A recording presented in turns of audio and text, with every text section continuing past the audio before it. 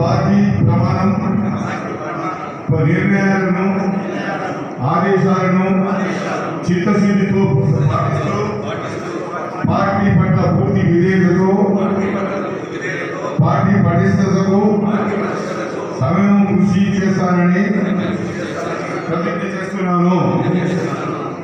నాకు జన్మనిచ్చిన భారతావని పార్టీగా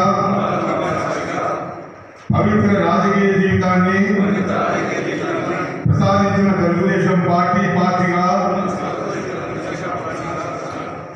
నీతి నిజాయితీతో నిరాడంబరంగా ప్రజాసేవకు అంకితమవుతాను. నిరంతరము ప్రజలకు అందుబాటులో ఉంటూ నైతిక విలువలతో